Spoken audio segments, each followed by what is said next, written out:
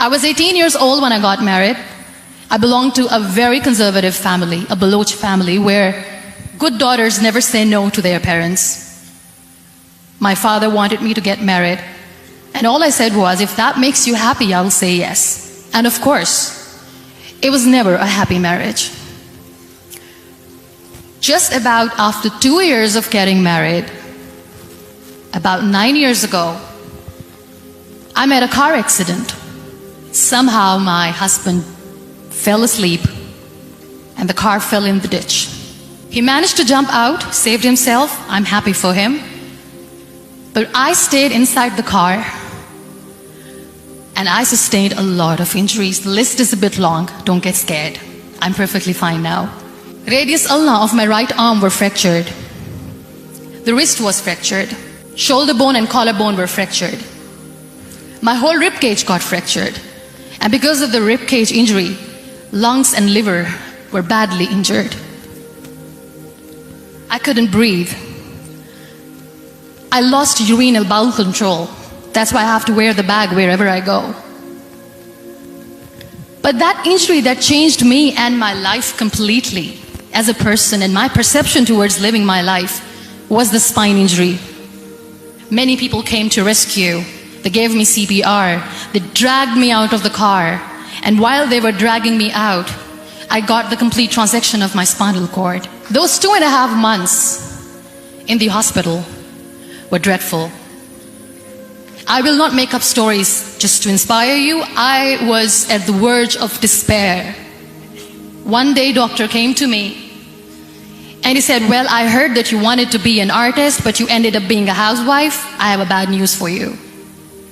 You won't be able to paint again because your wrist and your arm are so deformed, you won't be able to hold a pen again. And I stayed quiet. Next day, doctor came to me and said, your spine injury is so bad, you won't be able to walk again. I took a deep breath and I said, it's all right. The next day, doctor came to me and said, because of your spine injury and the fixation that you have in your back, you won't be able to give birth to a child again. That day, I was devastated. I still remember, I asked my mother, why me? And that is where I started to question my existence. Why am I even alive?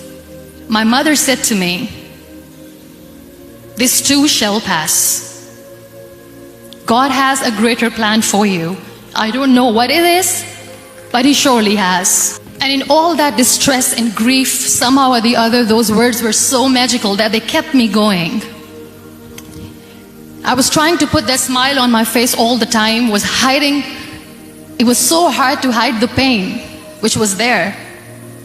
But all I knew was that if I will give up, my mother and my brothers will give up too. I cannot see them crying with me.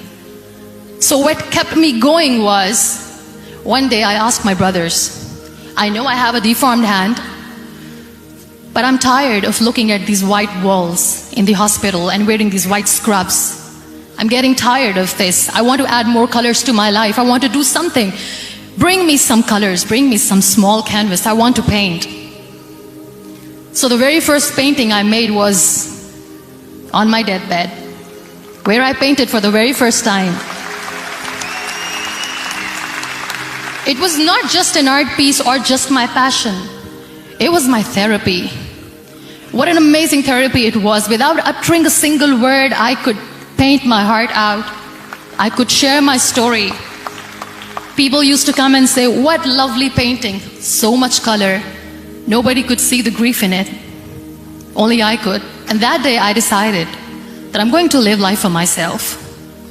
I am not going to be that perfect person for someone. I am just going to take this moment and I will make it perfect for myself. And you know how it all began? That day I decided that I'm going to fight my fears. We all have fears. Fear of unknown, fear of known, fear of losing people, fear of losing health, money. We want to excel in career, we want to become famous, we want to get money. We are scared all the time. So I wrote down one by one all those fears, and I decided that I'm going to overcome these fears one at a time. You know what was my biggest fear? Divorce. I couldn't stand this word. I was trying to cling on to this person who didn't want me anymore, but I said no. I have to make it work. But the day I decided that this is nothing but my fear, I liberated myself by setting him free. And I made myself emotionally so strong that the day I got the news that he's getting married, I sent him a text that I'm so happy for you and I wish you all the best. And he knows that I pray for him today.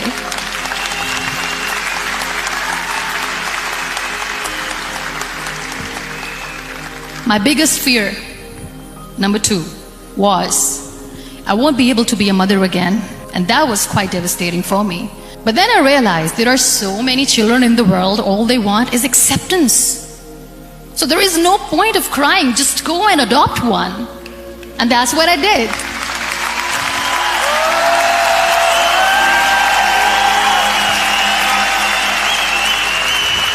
I gave my name in different organizations, different orphanages, and I waited patiently. 2 years later, I got this call from a very small city in Pakistan. I got a call and they said, "Are you Muniba Mazari? There is a baby boy and would you like to adopt?" And when I say yes, I could literally feel the labor pain. I said, yes, I am going to adopt him. I am coming to take him home.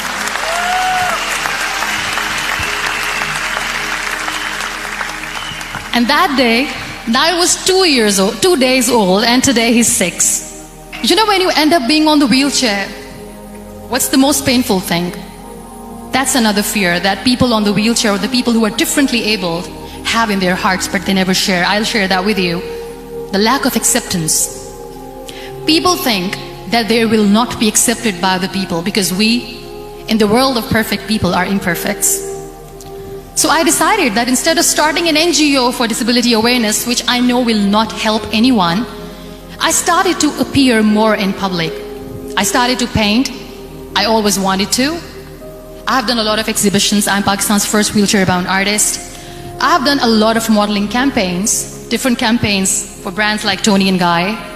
I decided that I'm going to join the national TV of Pakistan as an anchor person. I became the National Goodwill Ambassador for UN Women Pakistan, and now I speak for the rights of women, children. We talk about inclusion, diversity, gender equality, which is a must. I was featured in BBC 100 Women for 2015. I'm one of the Forbes 30 under 30 for 2016. We have this amazing fantasy about life. This is how things should work. This is my plan. It should go as per my plan. If that doesn't happen, we give up. So my dear friends, let me tell you one thing. I never wanted to be on the wheelchair. Never thought of being on the wheelchair. I was always aspiring to do bigger things, but had no idea that for that I have to pay the price to be where I am today. It's a very heavy price.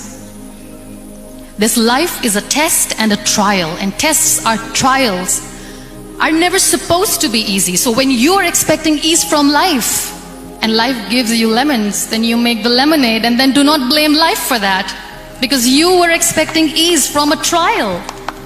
Trials make you a stronger, better person. Life is a trial, and with time you realize that. It is okay to be scared. It is okay to cry. Everything is okay, but giving up should not be an option. They always say that failure is not an option. Failure should be an option, because when you fail, you get up, and then you fail, and then you get up, and that keeps you going.